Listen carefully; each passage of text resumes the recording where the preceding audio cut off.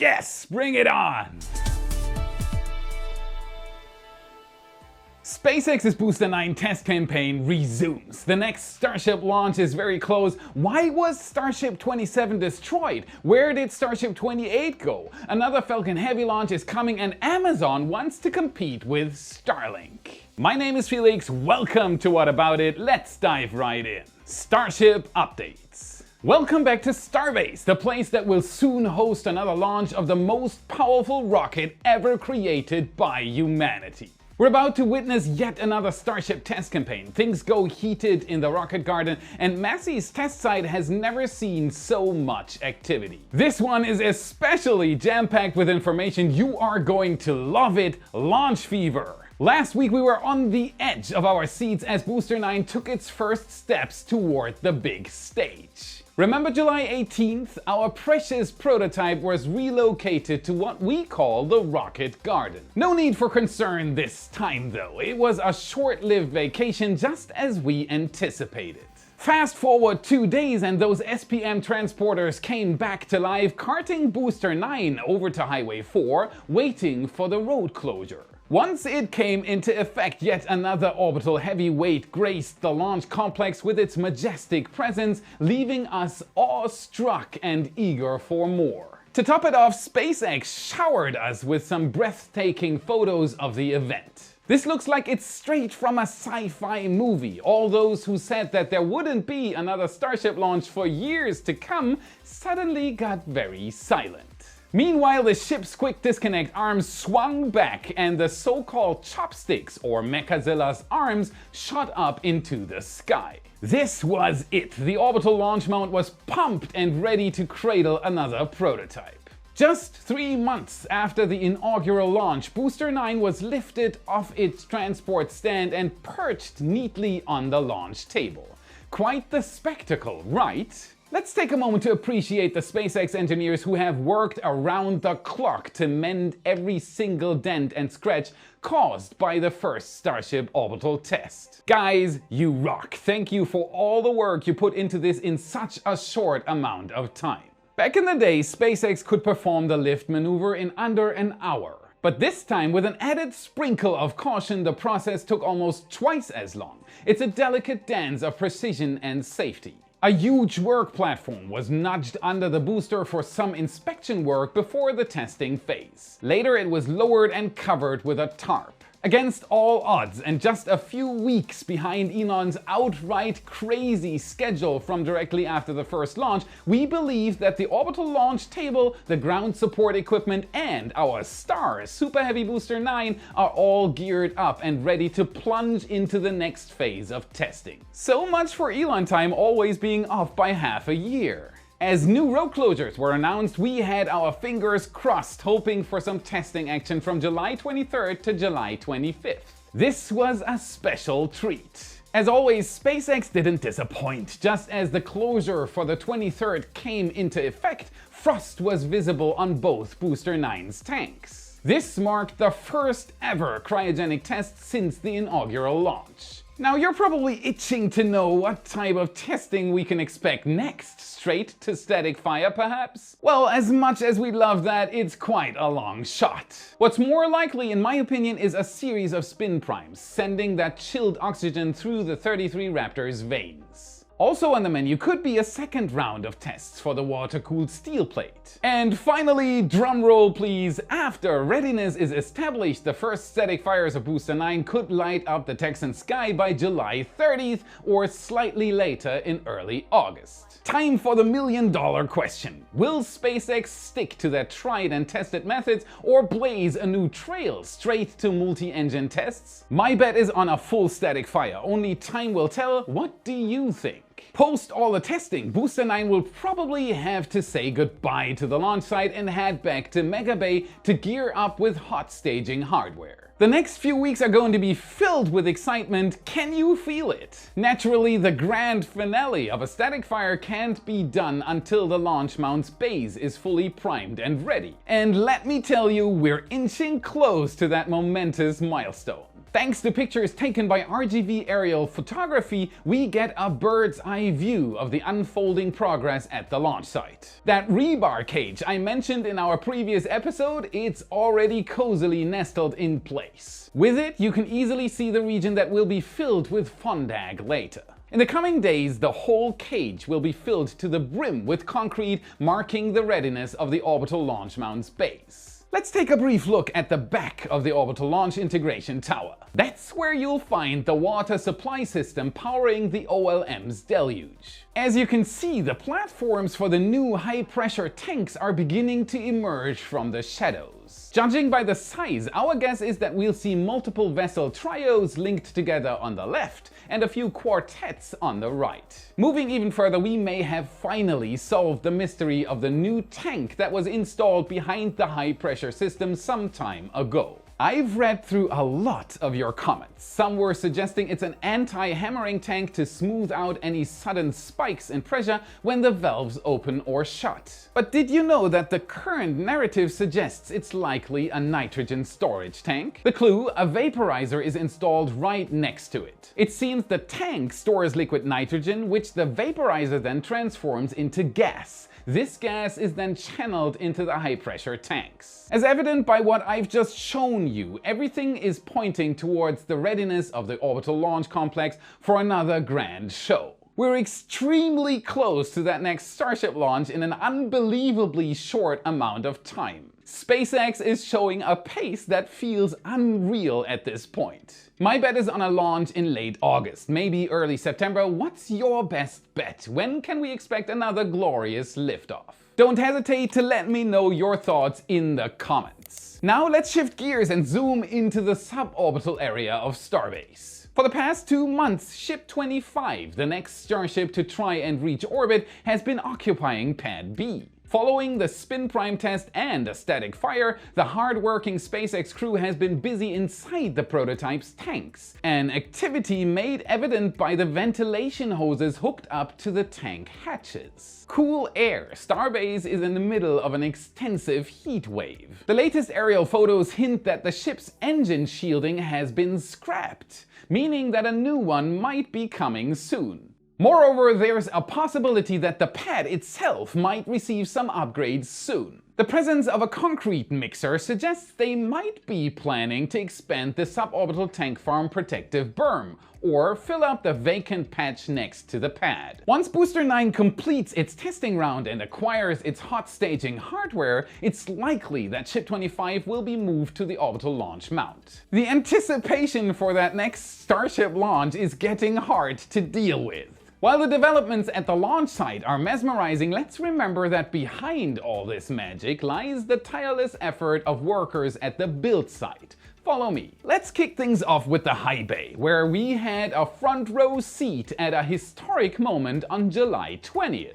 Haven't heard anything of it? The dawn of a new era was marked by the initial progress of Ship 30.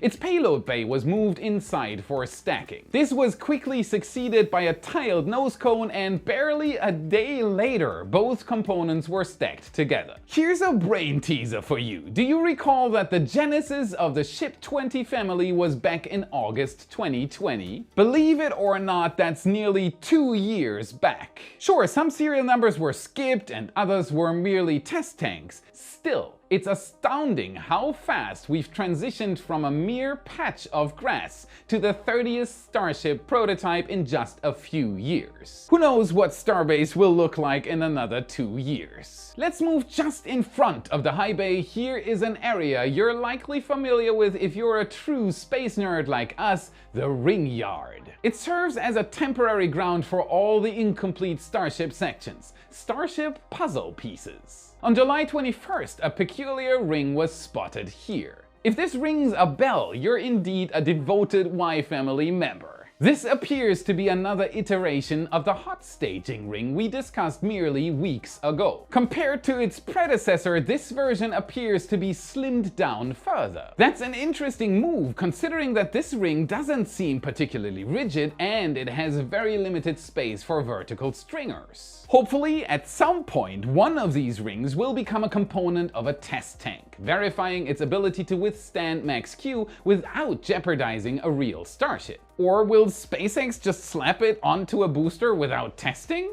Meanwhile, notable progress has been seen regarding the second megabay and the Star Factory building. Get ready to launch your work life into orbit with the revolutionary sit-stand motorized desk E7B from FlexiSpot, the ultimate solution for achieving a perfect work-health balance in style. Just like exploring the cosmos, let's dive into the science behind standing desks versus sitting desks. Sitting for prolonged periods is a problem. Regular exercise doesn't fully reverse the negative effects of sitting for 8 hours. However, standing all day isn't the answer either, as being stationary for too long poses its own challenges. The key to success lies in constant movement. Get your own sit-stand motorized desk E7B from FlexiSpot, your companion for effortlessly switching between sitting and standing. But wait, there is more. Experience a hassle-free assembly process that's as easy as stargazing on a clear night. With pre-drilled holes, user-friendly instructions, and straightforward wiring, even our little astronauts could build it in no time.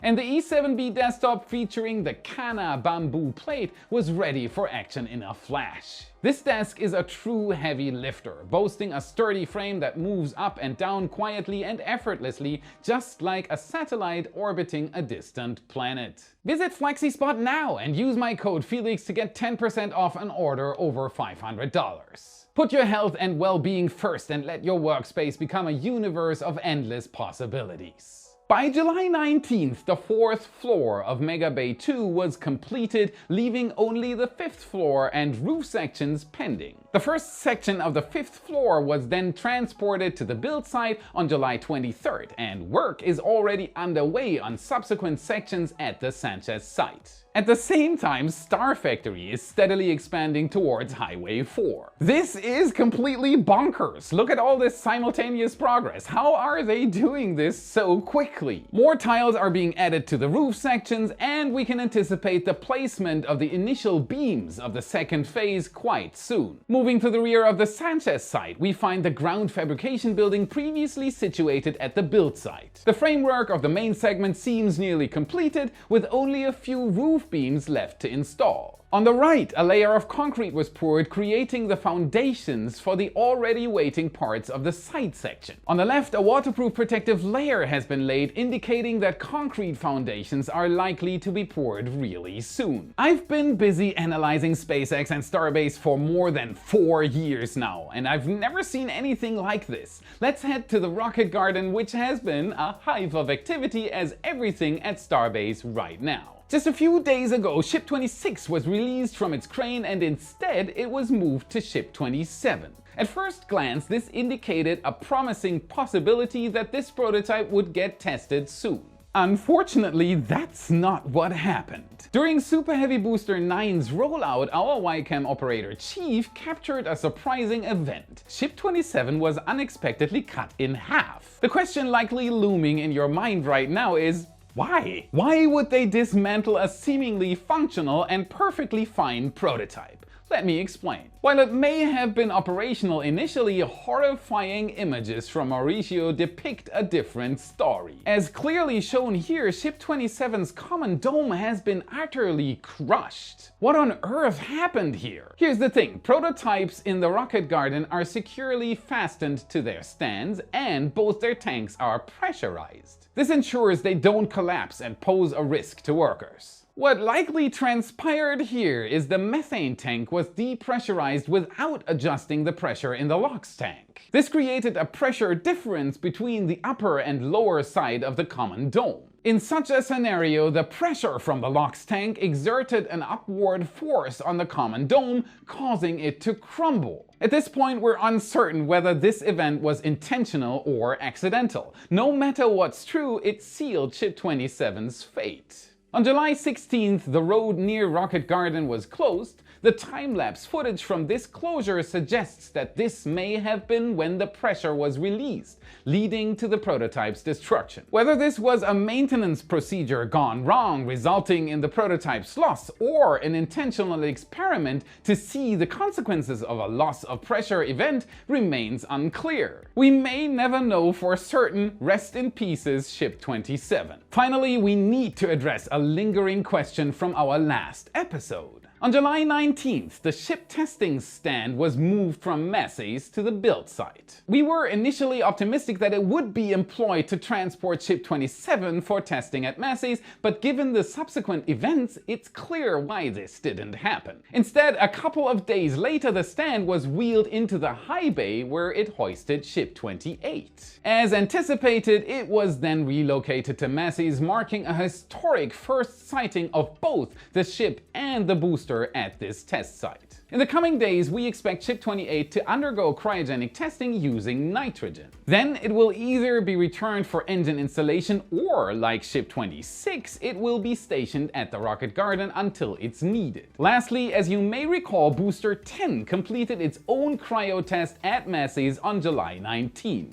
Following its successful run on July 22nd, this super heavy prototype was returned to the rocket garden. This just shows the utility of Massey's test site. It allows for both booster and ship testing without causing a single interruption at Starbase. What do you think is waiting for Booster 10 next? Engine installation, permanent spot at the rocket garden, or maybe the worst, scrapping? Please let me know in the comments. I will try to read all of them. And while you're at it, hit that like button, subscribe, share this video with your family and friends, and consider becoming a wise supporter. For just $1 per month, you get access to daily Starbase photo galleries from Chief, over 100 high-quality photos every single day, and countless other extras on top. No matter how much you decide to give, everyone gets the same supporter content and access. You decide what you want to give. The link to our Patreon page is in the description. Thanks to the thousands who already support us, you create dream jobs for our team, and we're celebrating the 1000th patron. Back to space, a monster is coming. Did you know that another Falcon Heavy is about to launch soon? In 2023 alone, we've witnessed 2 impressive liftoffs of SpaceX's most powerful active rocket, and it seems they have no intentions of slowing down. The upcoming mission for Falcon Heavy is tagged Jupiter 3 or EchoStar 24, identical to the payload itself. Constructed on an SSL 1300 satellite bus, it will improve the EchoStar constellation, which presently consists of 5 telecommunications satellites. To achieve an astonishing throughput of up to 500 gigabits per second, this spacecraft is an absolute giant, a true monster of a satellite. It will be equipped with 2 enormous solar panels and will go down in history as the heaviest geostationary satellite ever deployed. Its staggering mass equates to 9,200 kilograms or 20,282 pounds.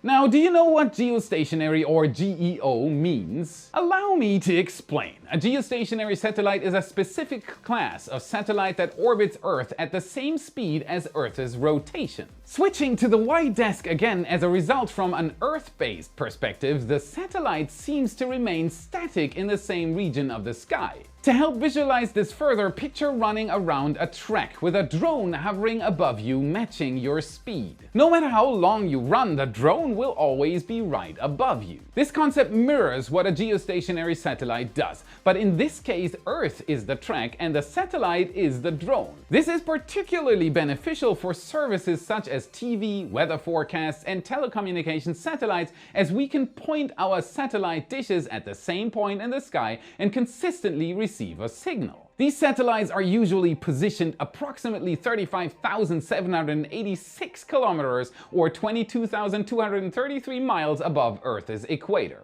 Due to payload mass restrictions, the side boosters will execute return-to-launch side maneuvers at LZ-1 and LZ-2, while the core booster is planned to crash into the ocean. At the time of this episode's recording, the mission is slated for July 26th. For more updates on this and other missions, follow me on Twitter at Felix Schlang. Lastly, it appears Amazon is ready to take its own planned satellite constellation to the next level. Named Kuiper, this would-be competitor to Starlink is planned to comprise over 3,000 satellites in low Earth orbit. Just like SpaceX, they have an ambitious goal of providing high-speed internet access across the globe. In pursuit of this, Amazon has made a historic commitment, signing the biggest deal in rocket history. They've gone all in, securing 83 rocket launches without first waiting for project validation. This includes 18 on Ariane 6, 12 on New Glenn with an option for 15 additional launches, and an impressive 38 launches of Vulcan Centaur, which expands upon the already acquired 9 Atlas V launches. However, as you likely know, none of the aforementioned rockets, except for Atlas V, have actually launched yet. Due to recent delays with Vulcan Centaur, it's plausible that the first Kuiper prototype satellites won't launch until the end of this year at the earliest, and it may even slip further into early 2024. In such a scenario, it's highly likely that Amazon will pressure ULA to transfer the satellites to Atlas V. Regardless of these challenges, Amazon remains steadfast in its vision, as they are set to invest $120 million into constructing a payload processing facility at Kennedy Space Center. This massive facility, spanning 9,290 square meters or 100,000 square feet, should enable them to prepare the payloads for both the New Glenn and Vulcan Centaur. The construction of this building has already begun and should be finalized by the end of 2024, with first satellites being processed there in 2025. The question remains, however, whether Amazon will be able to offer serious competition to Starlink. On one hand, by 2025, SpaceX might already be launching their Starlink V2s on Starship. On the other hand, Amazon wields a massive platform that could help them promote their services inexpensively to their customers. What is your perspective? Could Kuiper become a viable alternative to Starlink? How do you think this will impact pricing for both services? Share your thoughts in the comments. Remember to check the links in the description and use my code FELIX10 to get 10% off an order over $500. That's it for today. Remember to smash that like button, make it burn, subscribe for more awesome content, check out our epic shirts in your favorite Space Nerd store, link is in the description, and if you want to get even smarter about space and rockets, watch this video next to continue your journey. Thank you very much for watching, and I'll see you again in the next episode. Jawgust. Yeah. Moreover,